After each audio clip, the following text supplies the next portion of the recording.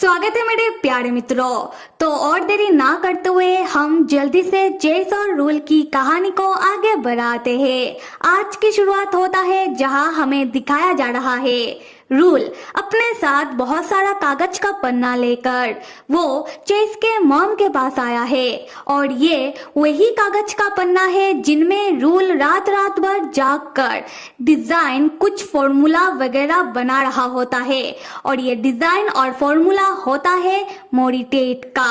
Rule ने मोरिटेट का design और फॉर्मूला कागज में उतार तो दिया है पर उसे वास्तव में बनाने के लिए रूल को चाहिए चेस की मॉम का मदद। इसलिए रूल आया है चेस के मॉम के पास। पर रूल चेस की मॉम से डायरेक्टली मदद मांगने के बजाय रूल चेस की मॉम को समझाने लगता है कि रूल चेस की मॉम से कह रहा होता है वर्चुअल रियलिटी सिस्टम।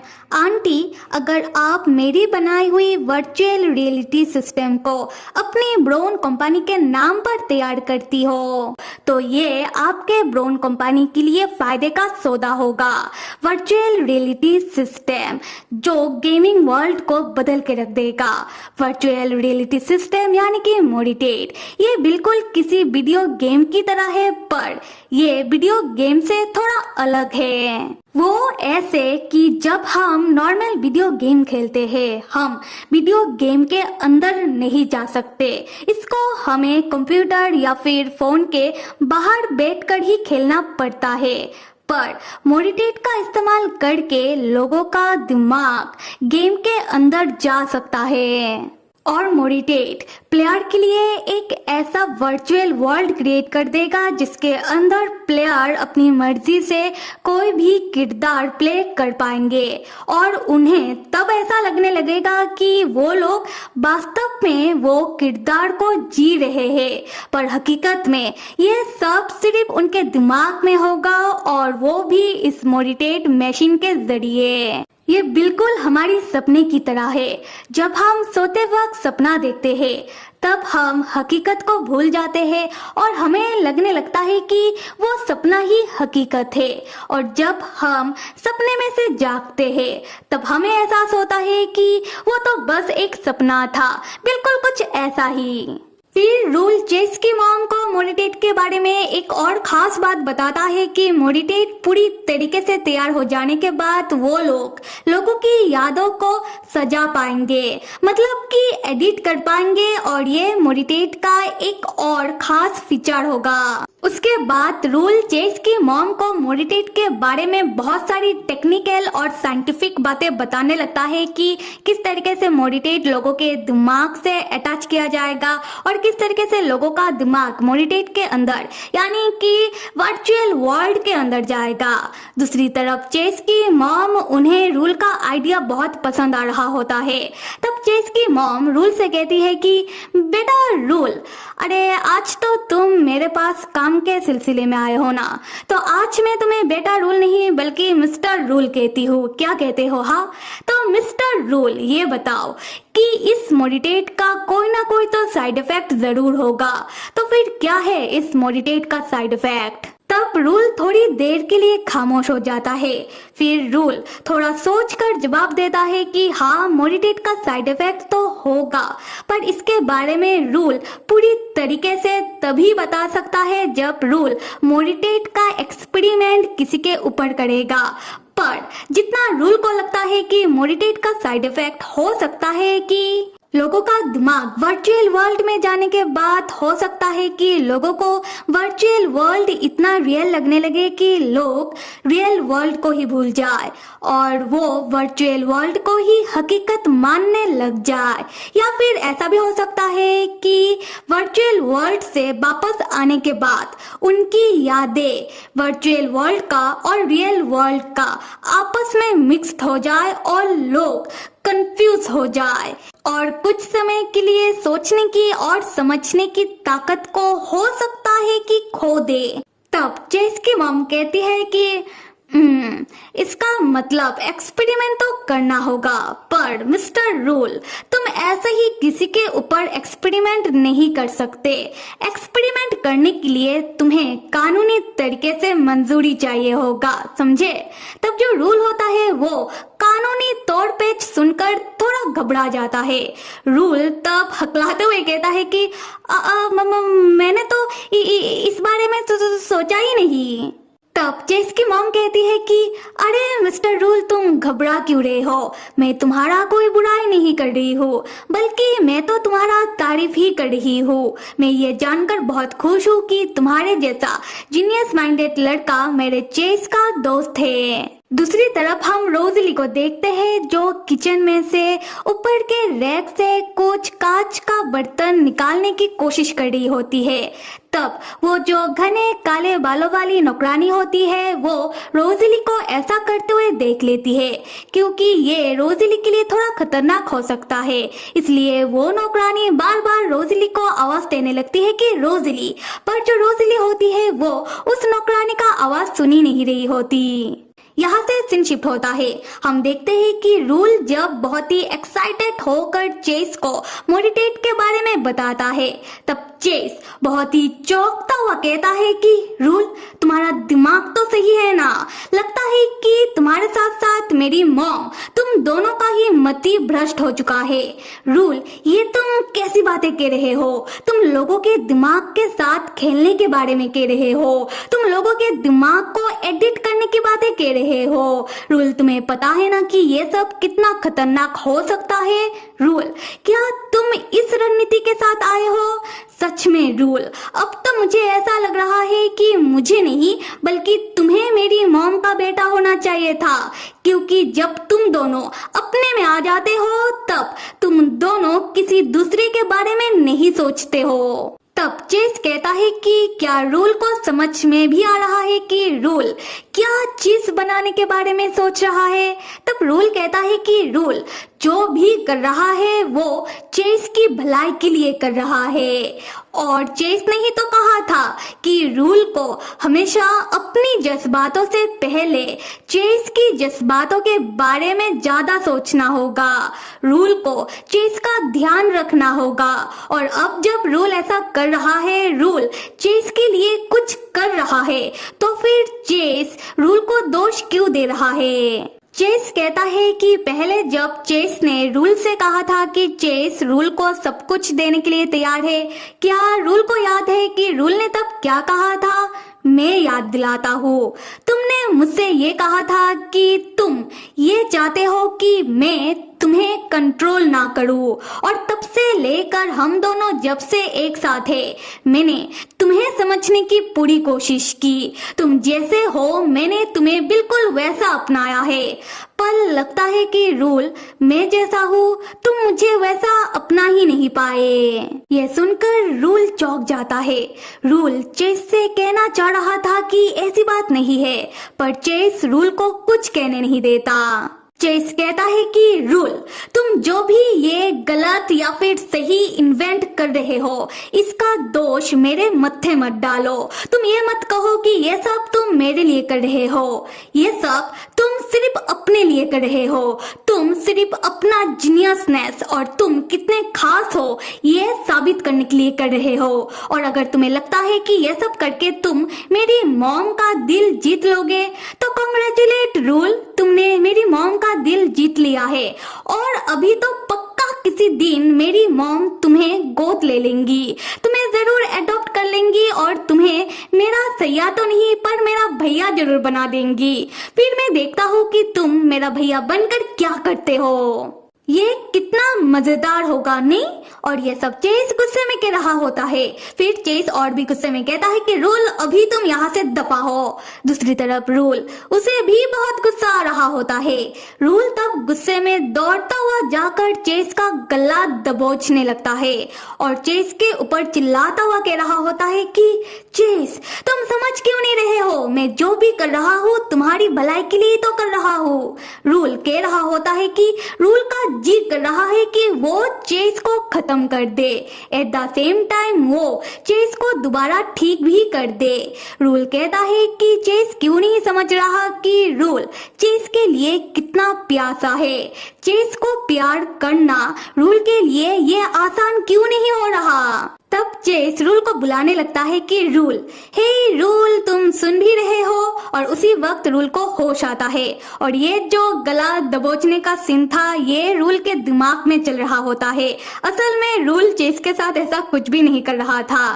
खैर, रूल जब अपनी ख्याली पुलाव से बाहर आता है तब रूल के आंखों से आंसू आने लगते हैं और ये आंसू दुख से ज्यादा गुस्से के होते हैं। तब चेस कह रहा होता है कि रूल, क्या तुमने नहीं सुना? मैंने तुम्हें यहाँ से दफा होने के लिए कहा है। रूल तब गुस्से में चेस के कमरे से बाहर जाने लगता है।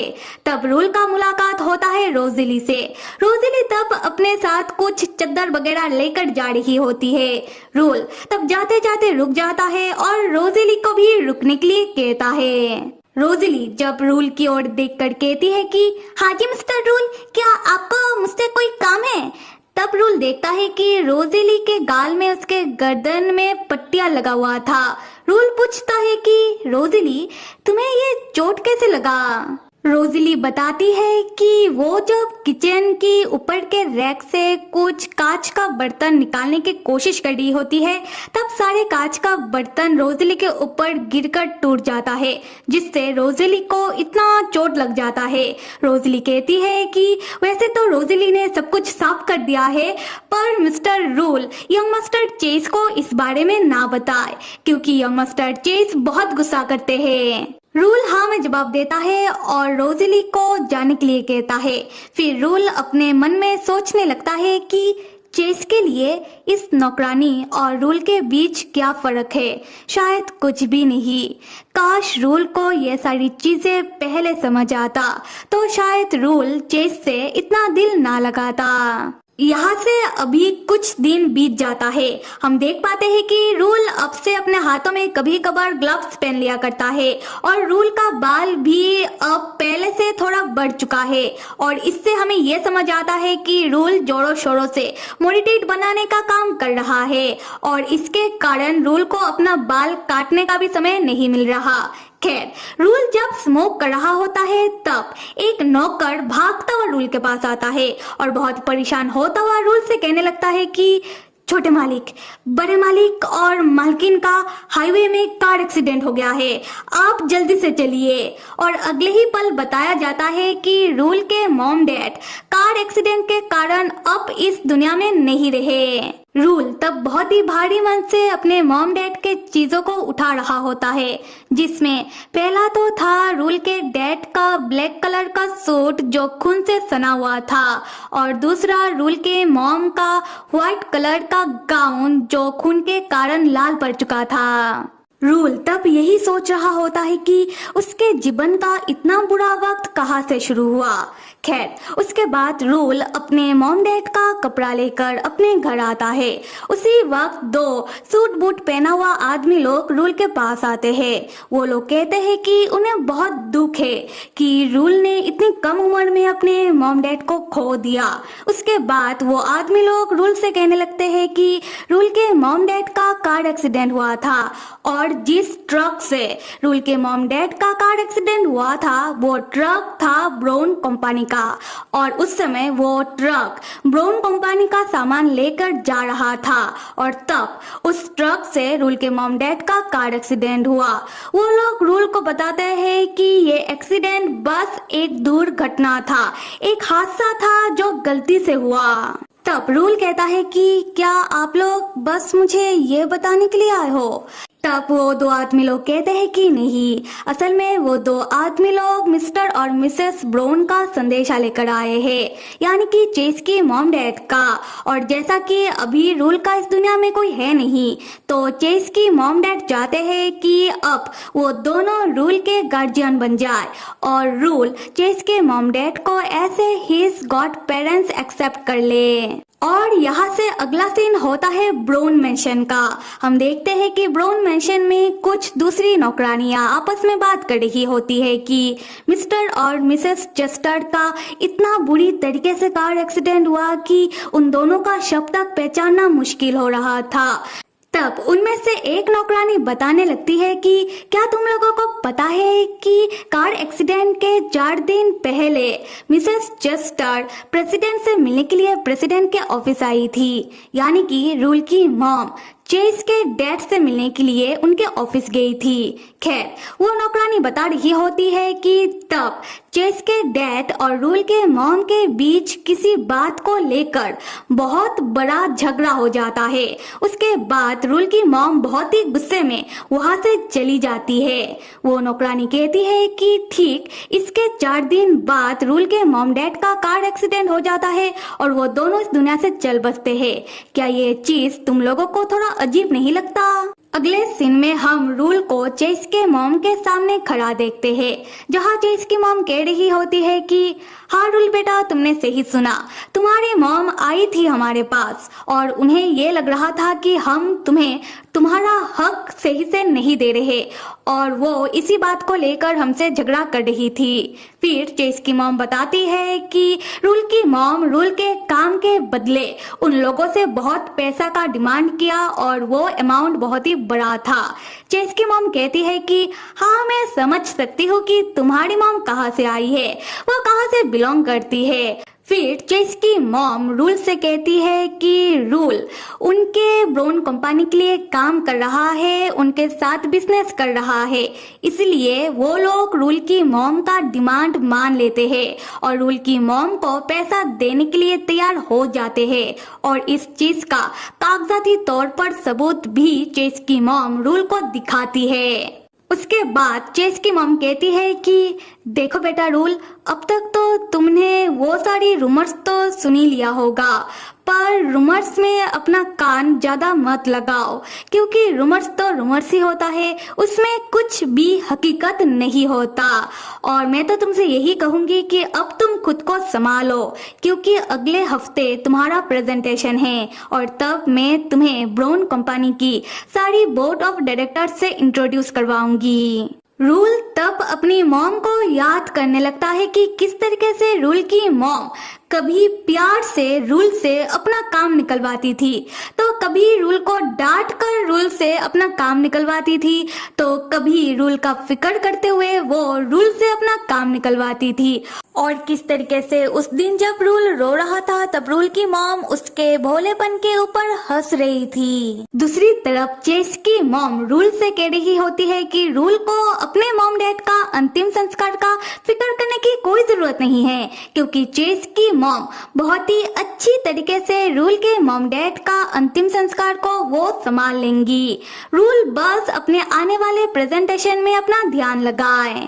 तब रूल के मन में ये बात आती है कि अब जब रूल के मॉम डैड इस दुनिया में नहीं रहे, इसका मतलब अब रूल को कोई भी हुक्म देने वाला नहीं है, अब रूल को कोई भी कंट्रोल करने वाला नहीं है। इसका मतलब अब रूल आजाद है, क्योंकि अब रूल को कोई भी रोकने और टोकने वाला नहीं है। और ये सोचकर रूल बहुत ही अजीब तरीके से मन ही मन खुश होने लगता है। फिर चेस की मॉम जो रूल के बारे में इतना सोच रही है, इसलिए रूल मुस्कुराते हुए चेस की मॉम को थैंक्स कहता है और वहाँ से जाने लगता है। और जब रूल जा रहा होता है तब चेस की मॉम बहुत ही अजीब तरीके से रूल को देख रही होती है और उनके होठों में तब एक शैतानी मुस्कुराहट होता है।